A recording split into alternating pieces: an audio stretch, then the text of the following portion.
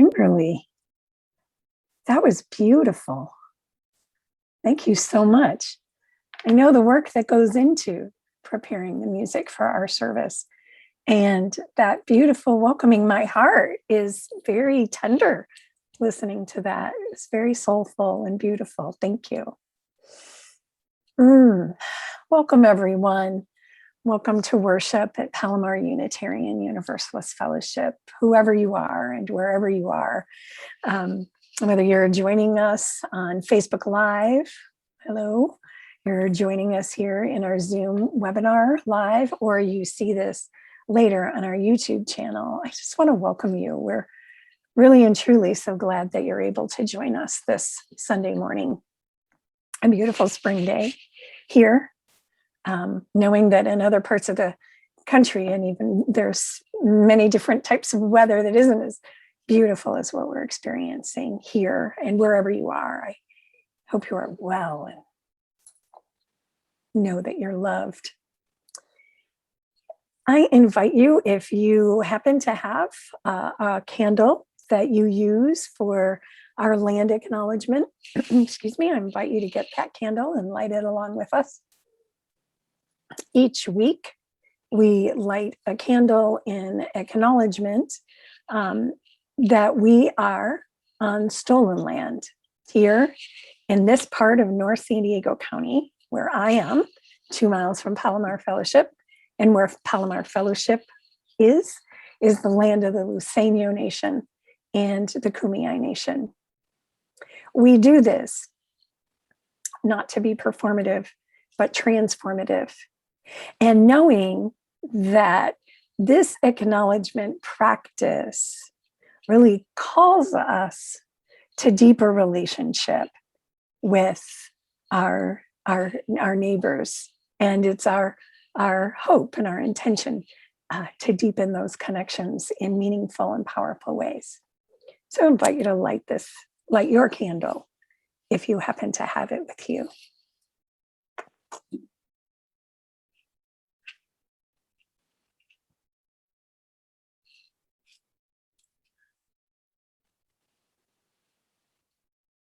I invite you to take a breath with me as I invite the bell. We invite the bell 3 times. Once for those who've gone before, once for those who are with us now, and once for those who will come.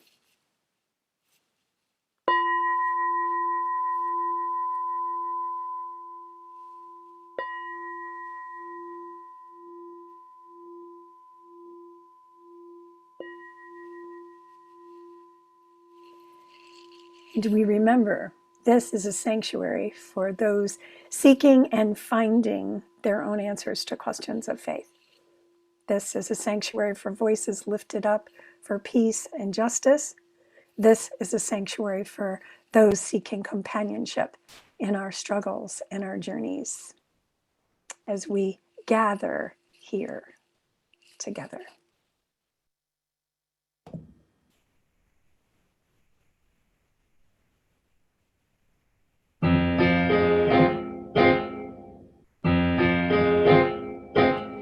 Gathered here in the mystery of the hour, gathered here in one strong body, gathered here in the struggle and the power, Spirit, draw near.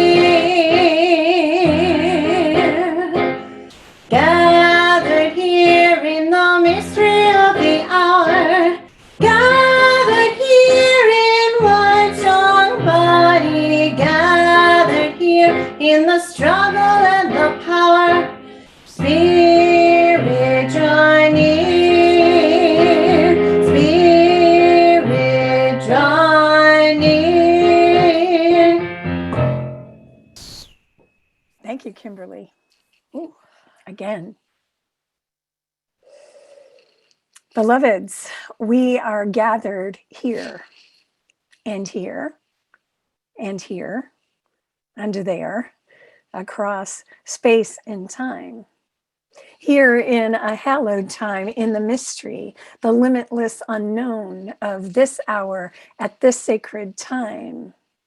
In one strong body, breathing together, spirit of life, come unto us, stirring compassion. Spirit of life, draw near, roots hold us close on this blue boat home. Our wings set us free. Make manifest the power to act, breathing together. Breathe with me, breathe with me.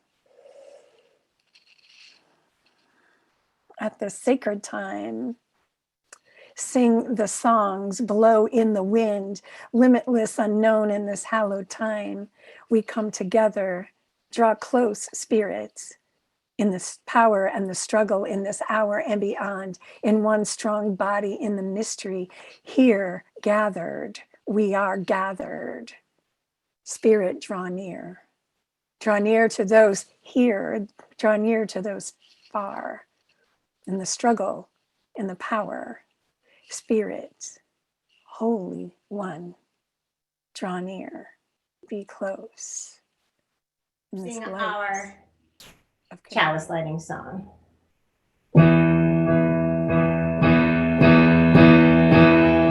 Light of community, light of authenticity, light of joy and levity, we gather here together to bring light of community, light of possibility, light of what this world can be. We gather here together to bring light of community, light of authenticity, light of joy and levity, we gather here together to bring light.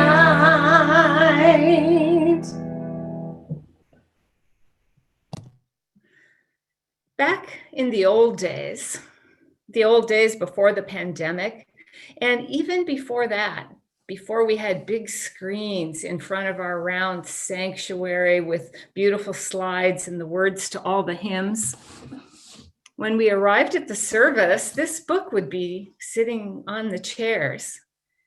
And if I had a few minutes before the service started, I would always open it up and read. And you can tell I have marked a lot of favorite readings, but I tended to open it up to this page, and I wanted to read a little bit of it to you. We, the member congregations of the Unitarian Universalist Association, covenant to affirm and promote. And then it goes on to list those principles that we're very fond of, not dogma, not doctrine, but guidelines that lead our congregations to action and lead us as individuals to practice. But the part that's been on my mind this week is this line right in the middle where it talks about the living tradition we share. So that term living tradition has been rattling around in my brain, and I've been looking for definitions, and I've been reading and thinking, and even the name of the book is Singing the Living Tradition. So I wanted to just know more about it and think more about it. How is it to be part of a religion that's constantly reflecting, changing, evolving, becoming more? And I think about it not because of where we came from, although that UU history is fascinating. It tells us a lot about where we came from, where we are today. But I've been thinking about where we as UUs are headed, and where can we go? What can this living faith become? And I've been reading a document called Widening the Circle of Concern. And in that document, the question is asked, how will our living tradition keep up with the times? What choices will we make or fail to make? And how will that affect the relevancy and the survival of this, our faith? Well, one thing I do believe is that we are able to do that because we're not doctrine bound, we're covenanted. And the last line, the last paragraph, grateful for the religious pluralism which enriches and ennobles our faith, we are inspired to deepen our understanding and expand our vision. As free congregations, we enter into this covenant, promising to one another our mutual trust and support. And I really can't tell you how moved I am that people a long time ago, before I sat in that chair in our round sanctuary and read from that book that's already old, it's already been updated and changed with a new source added, new information, because it is a living tradition. It was old long before we came together this morning for this virtual worship service. And those people long ago didn't just inspire us, but invited us to deepen our understanding and expand our vision. I'm really moved by this, that our faith is a living tradition that's responsive and able to become more. And it's because we're covenanted that we promise our mutual trust and support. And we do this also as a congregation. We're learning together, we come together. Our calendar is filled with opportunities for people to discuss, to reflect, to share ideas. And our congregational covenant is the way we do this together, our promise to each other. And here it is. In mutual love and grace, we journey together grounded in profound respect for a diversity of beliefs and ideas, sustained by service and shared ministry, enriched through collective spiritual deepening and a safe environment for all generations to thrive, join in. Together, we are more than we would ever be alone. Therefore, we promise to practice radical hospitality, mindful communication, and active stewardship. Thus do we covenant with each other.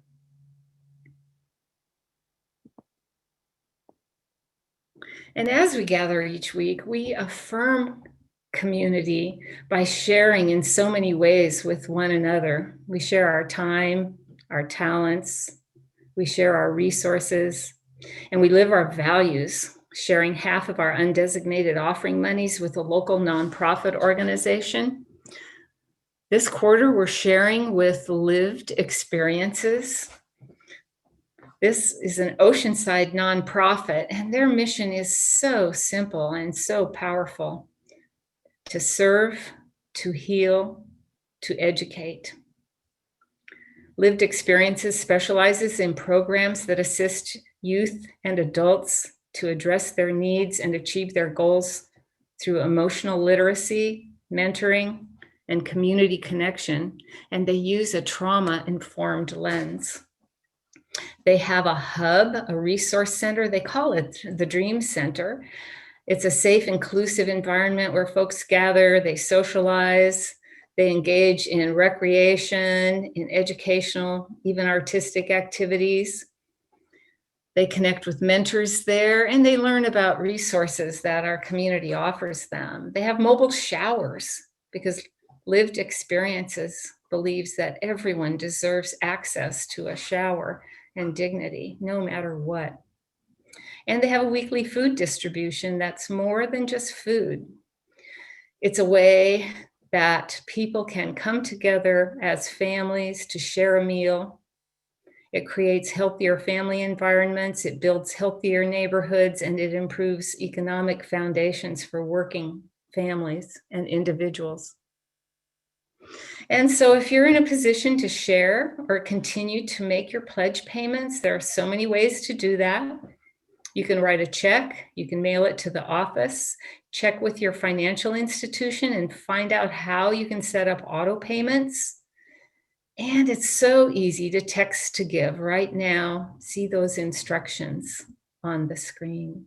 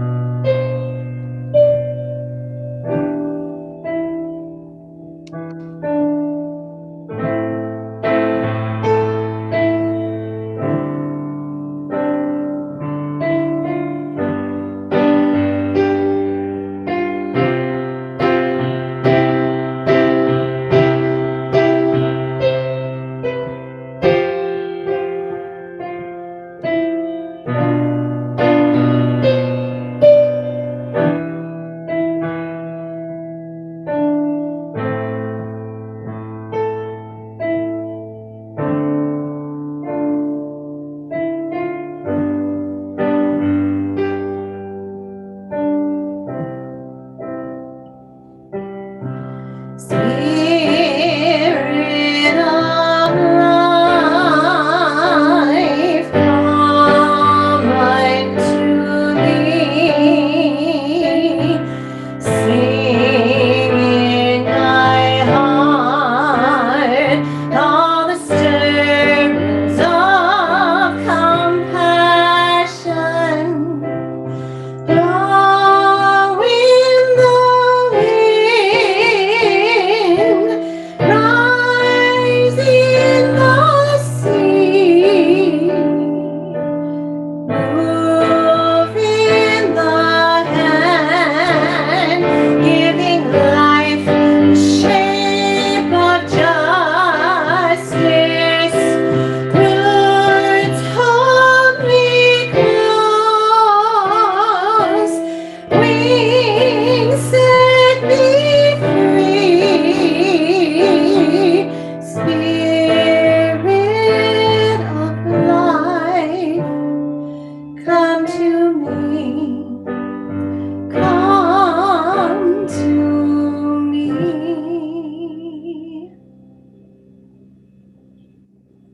May it be so. May it be so. I love that prayer by Carolyn McDade. I think what I would like to affirm with it as well is that the prayer is, the song is the prayer for spirit to come in an acknowledgement that the spirit of life and love is always with us. Beloveds, I encourage you and invite you to take a breath with me as we enter into a time of meditation and prayer, and then move into joys and sorrows. Why don't you go ahead and take a breath with me? And just maybe deepen the breath wherever you are, if that's comfortable and available to you. Just breathing in and out, and noticing the breath, the miracle of breath, right? I loved Susan's reflection on our living tradition and how we draw from the past, how we are present now, and then how we live into the future. And you know that the breath reminds me of that. It recapitulates that over and over.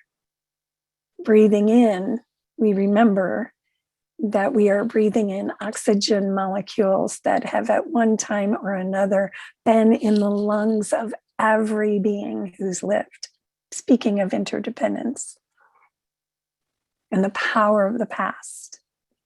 Breathing in and out, we are in this moment. This is the moment that we have, shaped by the past. But this is the moment that we have to live this tradition, to live in love, to feel that spirit. We are powered by the past, Kimberly said.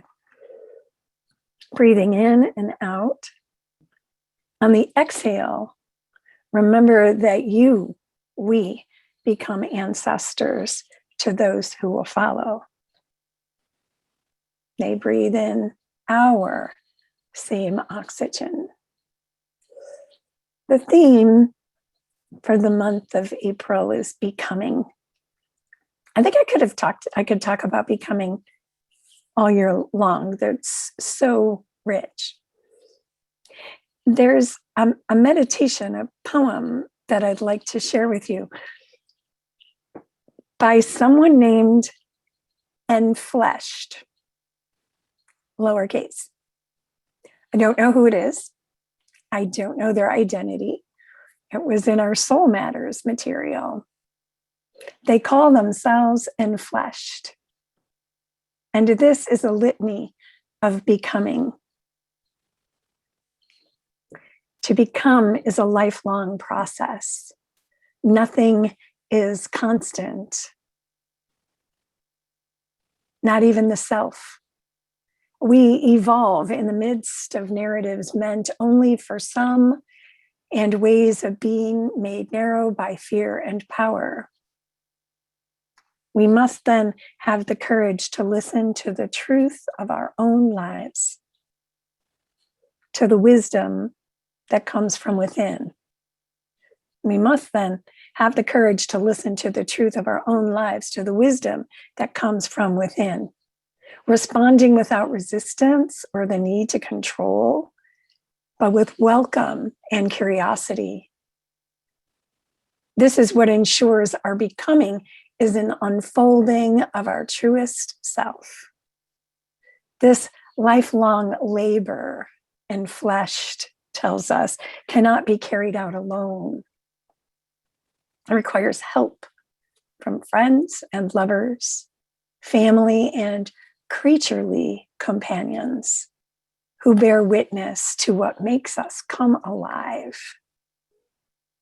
and say to us, listen, look, feel, pay attention to that. This is loving and being loved. Telling the stories, sharing the memories, giving thanks for the relationships, understandings, and experiences past that have shaped us to this day. This is loving and being loved. Celebrating new beginnings that excite, holding risks together, leaning into unknowns with the promises of support and companionship. This is loving and being loved. Listening to the future calling uniquely to each of us in the midst of all life's noise. Helping one another find our place in the shared labor of collective life. Helping one another find our place in the shared labor of collective life. Supporting each other in what it is that the world's ache is asking from us. This is loving and being loved. To say for the first time, this is who I am. This is the truth of my body. This is what I know about myself. This is my name. And this is where my path is leading me. To have it heard, have it received, have it affirmed. And then to say it again and again and again as we change and as the world changes. And to have each proclamation greeted with an open-armed embrace. This is loving and being loved. There is no me without you. We shape one another. The sacred that birthed us weaves our lives together so that we can only find ourselves through shared becoming.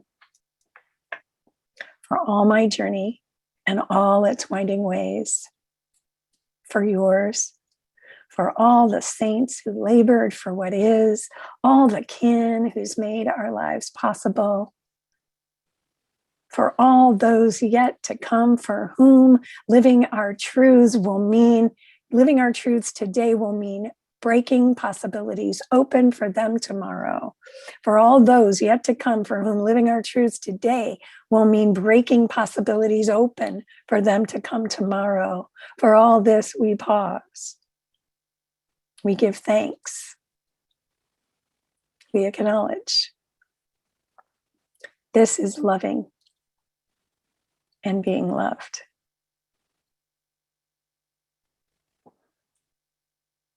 Breathe in the truths of that someone I don't know named and fleshed put words to these deep truths, the truths of becoming.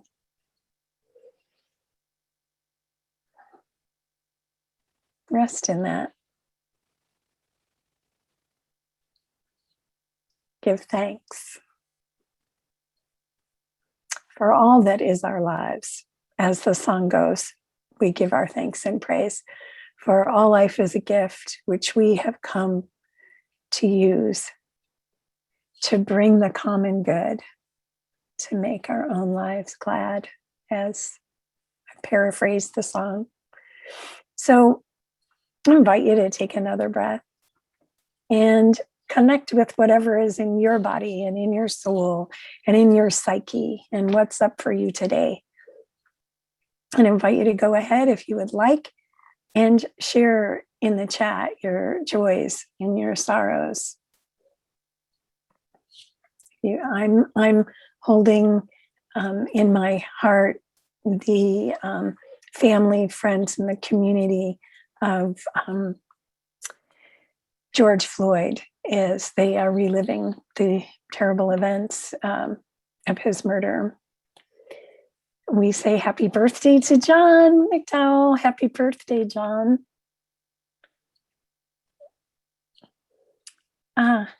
Grateful for the weekly centering experience, and can't wait to see us all in the person in the future. What a day that will be. Oh, I almost broke into song, and it would have been an old song. For those of you who might know. Oh, happy 16th to Isabel Sanders. Yay.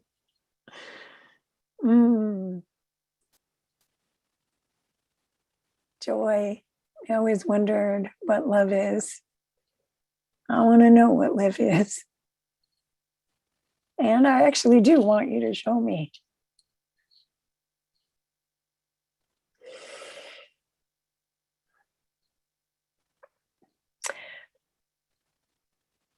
Oh, sorrow for the passing of my husband, John Miller, a good friend, holding John and the family of John in our hearts. Yes, Barbara, sorrow, the homeless and seriously mentally ill neighbors. Indeed. Had a minor surgery on my foot this week, not a big deal. And I realized the blessing of being able to take a shower, have a place to lay my head every day. So thank you for that reminder.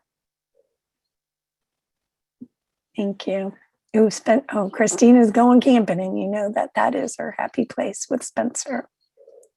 That is good. That is good.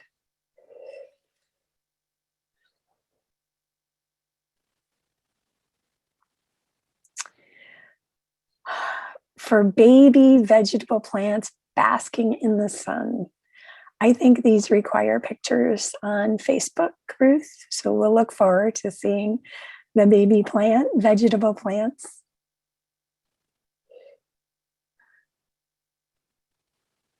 Oh, maybe we'll have prayers for the baby bunny who is after Kimberly's baby lettuce. I'm feeling joy for the first time I saw a baby bunny in my yard this morning, along with my crow and my squirrel and the birds.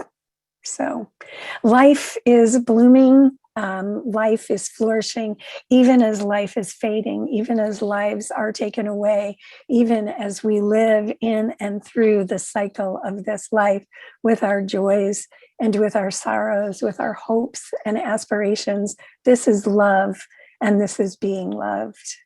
Will you pray with me? Spirit of life, Spirit of love, Holy One, moving in, through, and among us as we are gathered here in the mystery of the hour, as every hour is a mystery. We pause to acknowledge in gratitude all that has brought us here to this moment, all that is present to us in this moment, for those who are hurt and afraid, or lost, anxious, awaiting test results or some outcomes, grieving, we hold you in our hearts and pray that you know the embrace of love. Even amidst sorrow, even amidst loss, there is a love that has never broken faith with you and never will. For those who have joys and those who have celebrations, for the shoots of new life, may they remind us of the beauty of this life, of a celebration, of knowing that each of us, all people and all beings, wish for happiness, to be free from suffering. And that is our prayer. Amen.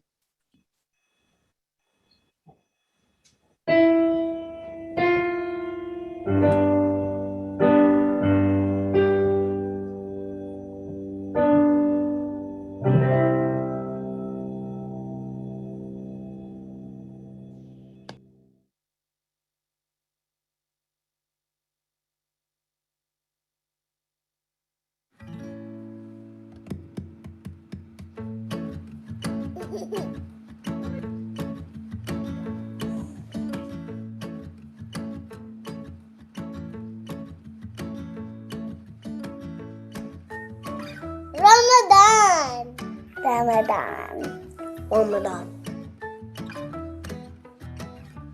It means you're fasting. For 30 days you don't eat from Fajr to Maghrib. Ramadan is when the Quran came down to the Prophet Muhammad sallallahu alaihi wasallam. We're not allowed to eat during the daytime. No eating. Food? No.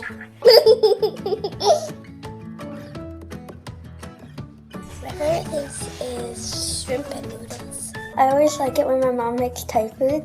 Pancakes and eggs and corn. And we barbecue sometimes. Sambusas.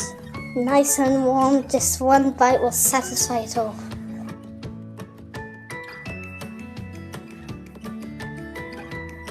Eat. Iftar. When everybody gets together. I get to see my friends during Ramadan and I get to play with them. Going to the mosque with my uncle. After we're done, we go and we have fun. We eat real food after we eat dessert, but they have to be halal. Because if they don't be halal, you don't eat it. In Ramadan, you have to control your anger. The month of Ramadan, we help the need. You have to be good to people. You have to be nice to people. You have to like people. Give zakat and give charity. There are lots of people in the world who are like starving. We need to feel how other people can't eat.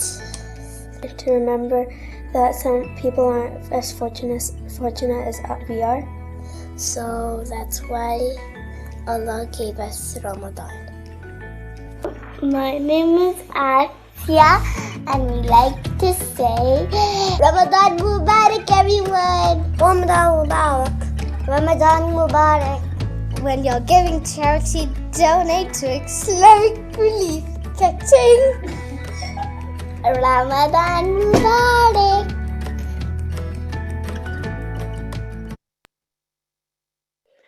I love that video.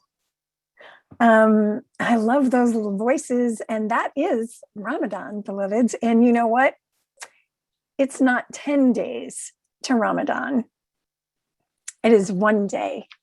Our Muslim neighbors and friends and siblings will begin to celebrate Ramadan tomorrow evening. First of all, I love how these kids get it and express all of what Ramadan is about. It's about community. It's about friends. It's about giving. It's about remembering God and what God has done for God's community. And fasting is a gateway to all of that. I've long had a deep appreciation for Ramadan, one of the 5 pillars of Islam. The 5 pillars are the declaration of faith, the discipline of praying 5 times a day, almsgiving or charity, making pilgrimage to Mecca 1 time in one's life, and then, of course, the holy month of Ramadan and fasting. You know, I really appreciate the discipline and the communal nature of Islam. And I am drawn to devotion, to God, to love, to the ultimate. There are many ways that I or you can think about it and experience it, because we are all devoted to something. And for our Muslim friends, this is about their devotion to Allah and to community. I think Ramadan is an awesome holy month. And I do mean awesome. It is, to me, awe-inspiring. Monday, April 12th, even amidst a global pandemic, as they did this year and did last year, most of the world's 1.6 billion Muslims will observe Ramadan in some form. The Prophet Muhammad, peace be upon him, reportedly said, when the month of Ramadan starts, the gates of heaven are open and the gates of hell are closed and devils are chained. Muslims believe it was during this month that Allah revealed the first verses of the Quran to Muhammad on a night known as the Night of Power. During the entire month, we know, probably most of you know, that our Muslim neighbors fast every day from dawn to sunset. Many of us exclaimed, "What an order." This is a time of real spiritual discipline, of deep contemplation of one's relationship with God, a time of extra prayer, of increased charity and generosity, and the intense study of the Quran, holy book of Islam. And it sounds intense, doesn't it? I mean, that kind of is intense. I think not eating for hours for a whole month is a lot. But it's also, as you heard in these children's answers to the questions, it's also a time of deep joy and celebration, and a time to be spent with loved ones. And at the end of the month of Ramadan is the celebration, Eid al-Fitr, or the festival of breaking of the fast. In my own life, here in San Diego, some of my most joyful times have been celebrating iftar during the month of Ramadan, the breaking of the fast during Ramadan, with my good friend and colleague, Imam Taha Hassan, the Imam and director of the San Diego Islamic Center. He hosts an interfaith iftar every year. I missed it last year. I'll miss it this year, but I know that next year we'll be together and we will have this joyous time. We gather at a Mediterranean restaurant in San Diego. There's a program, community awards, people who've made a difference in our San Diego County community. And then we break the fast with dates. And that's why the little one said we break the fast with dessert and then we eat. So there's a breaking of the fast with dates. Now, there's a reason for that, because what's following breaking the fast is the call to prayer. Now, if you had fasted all day and then ate a big meal and then did the call to prayer, that might not feel as good. So there's the breaking of the fast with the dates. And there's something for me in being in a room with colleagues and friends, children that I've seen grow up as Muslim community.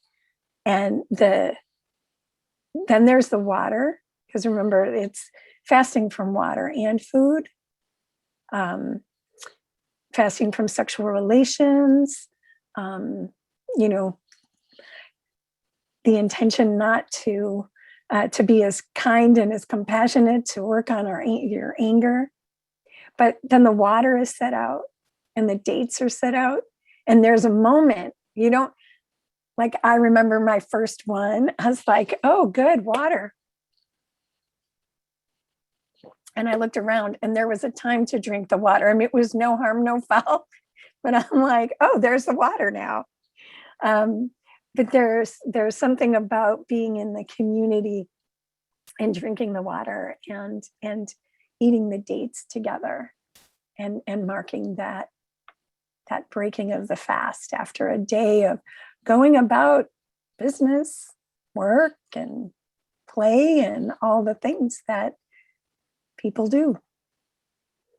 Then after the call to prayer, it's followed by wonderful food. And as much as we think about fasting during Ramadan, we know that there are some exceptions for people who are ill or pregnant or menstruating or traveling, or for young children and for the elderly. Now, my friend and our neighbor, Tazim Nizam, and I had a conversation the other day about Ramadan, and I have obviously been with her during these times as well. She said her daughter chose to fast at age 5 and did that until she reached puberty.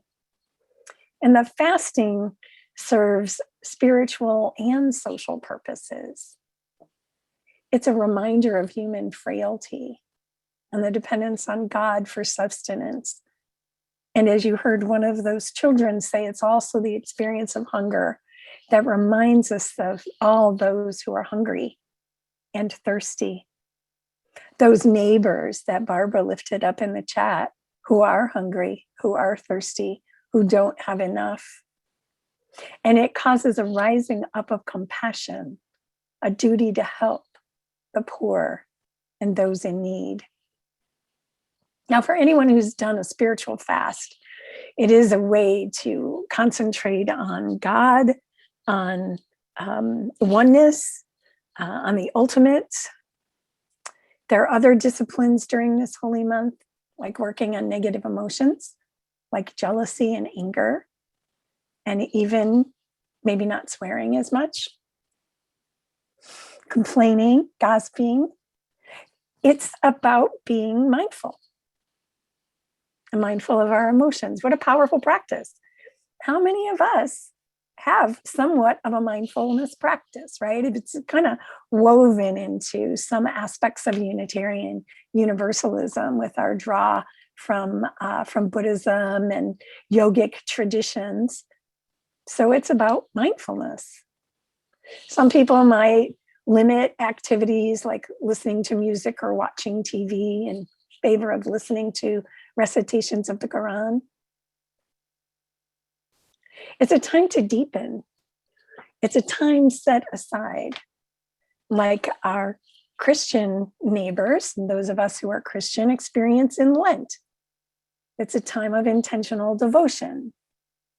The thing that's different with Ramadan is the celebration is all month long because it's celebrating the transmission of the Quran to the Prophet, right? It's a time to think about all of the blessings that people have in their lives. My friend Tazeen was saying what's exciting is meal prep, preparing meals ahead of time, and then sharing them in community. It's about there being a physiological reason to fast too, to rejuvenate your body, to replenish. And how it's different. You heard the children talk about it's a time to see my friends. It's a time to have camaraderie.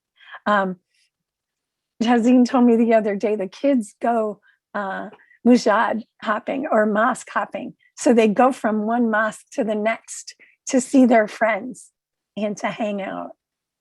There's one woman who, during the time, which you may remember, that a certain president was xenophobically and oppressively speaking of our Mexican neighbors and our Islamic neighbors in disparaging ways. And so she started a thing of bringing taco trucks to mosques. I'm looking forward to connecting to our neighbors at the Tri-City Islamic Center here in Vista, which opened, got the permit to open just as we went into our shutdown. So I'm looking forward to how we can connect with them. The National Organization of CARE, the Council of American Islamic Relations, has a national program that I don't think people are doing here locally. It's Fasting and Friendship, where people choose to fast along with their Muslim neighbors. Now, the longest I've ever fasted, I did with 5 days with hotel workers when they were fasting for their rights. And I like the tradition of a spiritual fast. So I may try. I've done a spiritual fast on Mondays for years, in solidarity with the dolphins in Taji during the time that they're being hunted. So there have been various ways and times that I've done spiritual fast. I don't know if you have, but maybe it might be something for us to think about. And it makes me think with gratitude for all of the amazing, powerful Muslim women in San Diego County who are in positions of power and influence and justice making, because that's what I get from my Muslim friends, is the call to justice. And frankly, y'all, I like spiritual practices. I like them. And I'm thinking about what shared spiritual practices could we think about as Unitarian Universalists. We don't all celebrate Lent, although some of us do, or Advent. We don't all celebrate the High Holy Days, Passover. Some of us do. We don't all celebrate some of the Hindu holidays, but some of us do. We don't all celebrate, Buddhist holidays, whatever they might be. So what do we do as Unitarian Universalists? I see a great value in communities, in religious communities, having shared spiritual practice. So we chatted a little bit as we rehearsed the service yesterday. Some ideas came out of that, and I had some more ideas as well.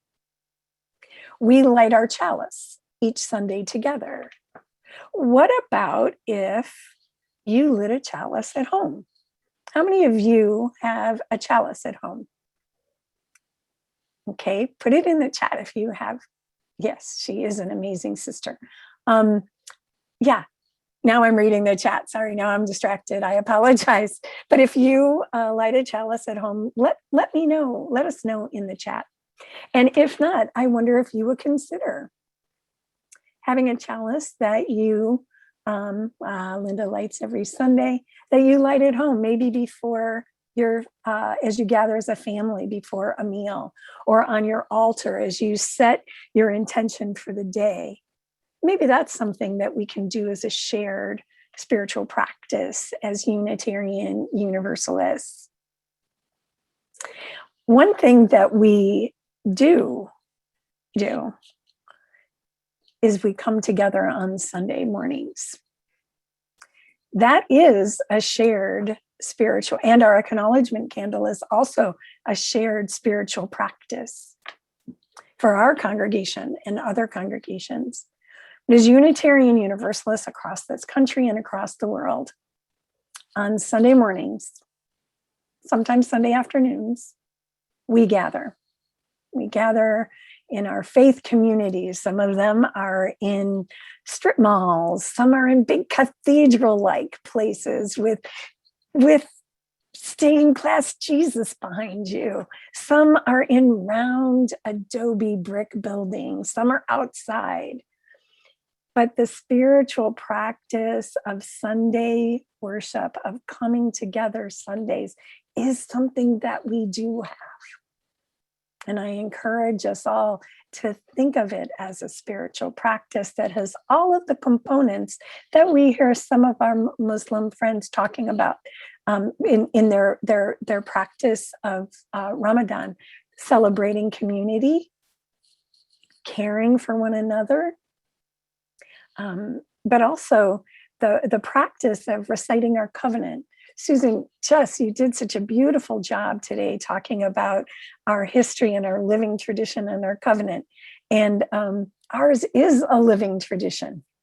It does change, and we are changed, and we change it.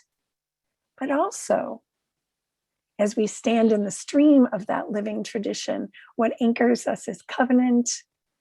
What can anchor us is the shared experience on Sundays.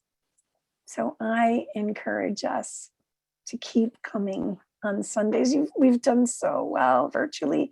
The time will come when we will be together. Another shared spiritual practice for Unitarian Universalists is our work for justice. Working for justice is a spiritual practice.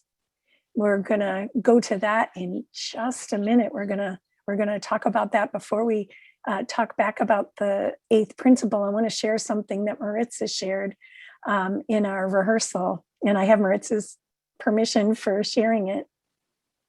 Some of you know that in our community in Vista, here in Vista, there has been racism directed at one of our Vista school board members. And the community has responded. Community has responded by saying, no, we will call this out. So there was a car caravan and a march Thursday evening. Maritza attended with Rachel Rott, Marianne Swift-Gifford, and Deborah Steinberg.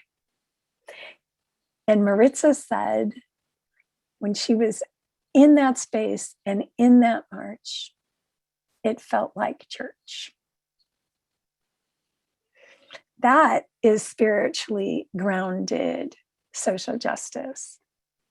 And it comes from that place of deep compassion and deep love and deep longing for wholeness for ourselves and for our community. None of us is free unless all of us are free. In a conversation with Paula Cole-Jones the other day, what came to me is when I have said that in the past, I've said it, none of us are free unless all of us are free. And what I meant was my siblings who are oppressed and marginalized, my Black, Indigenous, people of color siblings, my trans siblings, my gay siblings, my disabled siblings. No one is free unless all of us are free. And in recent years, what it's really come to is I also need to be free. I need to be free of a patriarchal white supremacist society and culture, and the ways that that's informed me. So when I say none of us are free unless all of us are free, I mean all of us need to get free. That is a spiritual practice that I want to deepen into. And again, I'm going to say it one more time and invite you into journeying towards spiritual wholeness by deepening into the 8th principle. So the 8th principle task force invites you to our next town hall meeting, which is Wednesday at noon, and encourages everyone to come with us, to be with us virtually on Sunday, April 25th. In worship, we will have Paula Cole Jones, who is the co-author of the Eighth Principle, and she will also be giving a workshop for us that will participatory workshop from 12:30 till 4 with a half-hour break. So this is one of the ways that we can deepen and practice spirituality as well, and our the deep connectedness. Yes. So Sam has a link in the chat. You might want to get that, the speaker that tells about how our white siblings can help us all be free. So one of the things that I want to say is how deeply grateful I am for all of the folks who made worship happen today, Susan and Maritza and Kimberly and Adrian, for bringing us together and for giving us the opportunity to learn about our own becoming and to also consider learning from our Muslim siblings the depth and the beauty of Ramadan, and also how we may engage in collective spiritual practice for collective liberation and collective deepening. And so it is. And so it is. We will share our spiritual practice of sharing our chalice extinguishing words. I invite you to say them with me wherever you are. And there's our chalice, look. Although we extinguish our flames, we carry in our hearts the light of truth, the warmth of community, and the power of commitment until we are together again. I love you. Hey, Kimberly, want to sing? One of our UU spiritual practices is singing Blue Boat Home.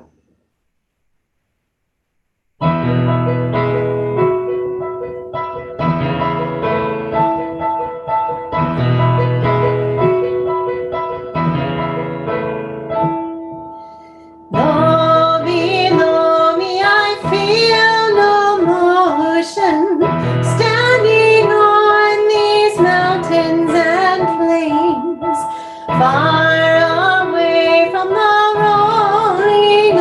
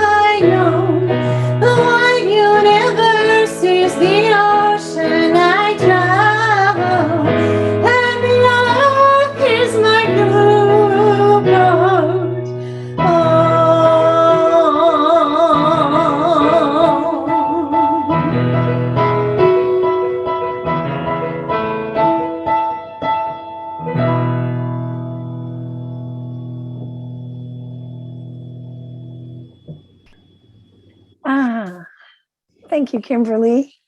Thank you all. Sam put something in the chat. Believe me, as I was preparing the service, I was like, oh, I needed to have guest speakers, but we will have an interfaith service for sure. Here's a question: is there any? You know what, Sam? We'll probably have to look at that.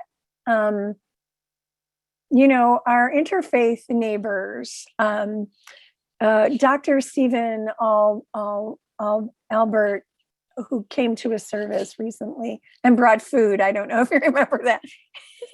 Virtually, and his wife Abigail are interfaith ministers, and they sometimes have interfaith services, but I'm not sure if there's an international one. So why don't we look for that? And then why don't we just have one anyway here in San Diego County? Doesn't that sound like a good idea? In a moment, the webinar is going to, you can leave this webinar and then sign off and come back in meeting mode. And the link is in the chat for a time of fellowship and coffee on our virtual patio. So it is 11:04, I think, coming back about 11:15. How does that sound? Why don't you come back in about 10 minutes? Don't come back here. Go there. Go to the link. How's that? Sound good? Hey, Kimberly, you want to play us out? Sure. You ready? Yeah, why don't you join me? How about? Okay. Maybe. You actually want me to sing? It might confuse people, but No, yeah. I'm not singing. Ah,